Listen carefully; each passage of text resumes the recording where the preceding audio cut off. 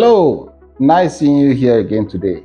Now you ask me how am I seeing you? No, I just know I'm seeing you somehow. Just take it that way, right?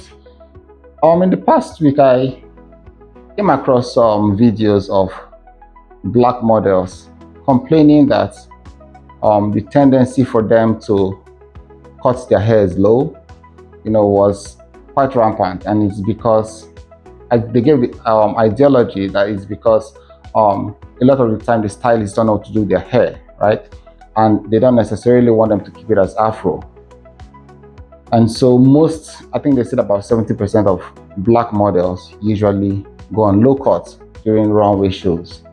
And I did not, yes, I could understand the technicalities and all that. At least I am in the industry a bit in terms of photography. But my point here is that sometimes when I see black people complain a lot about the sort of like imbalances or the unwillingness of the white community to embrace the uniqueness of the black race, I think that the complaints sometimes fill my ears. Sometimes it gets to like I'm sinking in these complaints, right? Because at a point, I get asked them in my mind anyway, if a fish is taken out of water and put on land, and the fish keeps complaining about how they expect it to work, and there's actually a body of water by the side, an ocean or a river, a stream or a sea, right?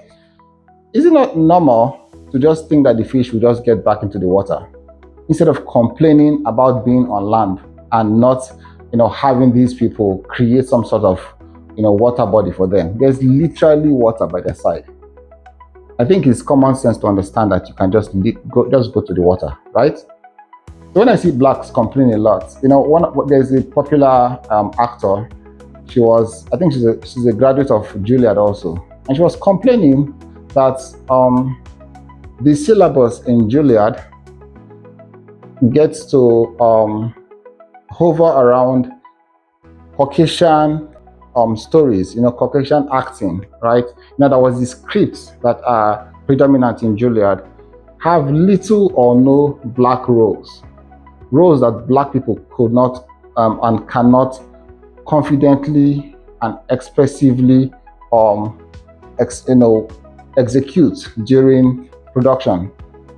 And that it's been on and on and on for that. I think she spent about 4 years in Juilliard. So I've heard several complaints based on racism, and like I said about the fish and land.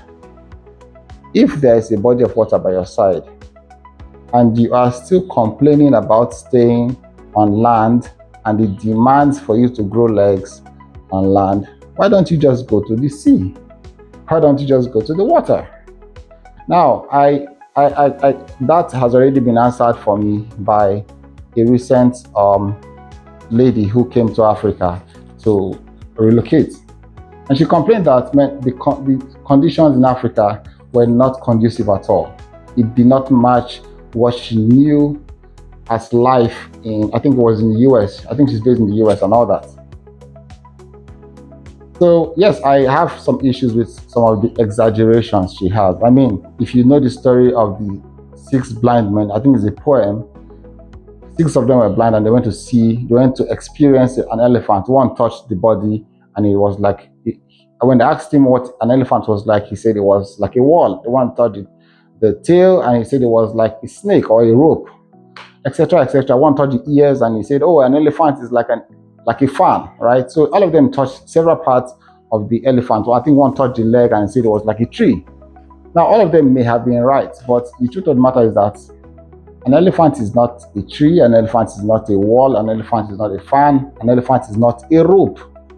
If you just experience one part of something and you start complaining, you probably are wrong. But yes, by and large, I still understood her complaints. The reality is that conditions in Africa are not conducive exactly for human existence. We all know that. At least, there are pockets of urban areas, of course. We know that there's civilization in several parts. But generally speaking, and we normally live life based on averages. But my point here is that if you are complaining so much about the syllabus at Juilliard, or you're complaining about people not being able to handle black hair, is there the option, and this is just an opinion or a thought, is there the option where you can actually come to Africa?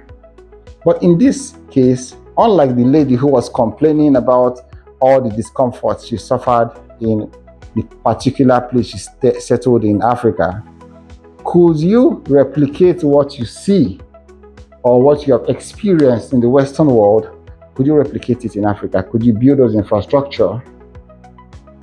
As Christians, we get to pray, thy will be done on earth as it is in heaven.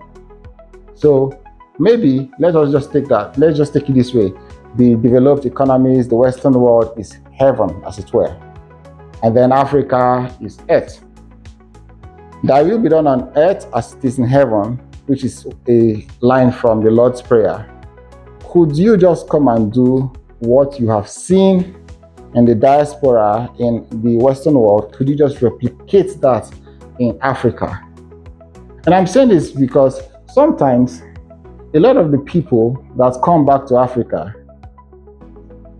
having experienced life for years and decades overseas, they show up in Africa and do exactly the opposite. They build nonsense buildings. There are no greenery spaces. There are no parks. There's nothing. They do the bare minimum, and then they will complain that Africa is not conducive. Then they go back and still complain.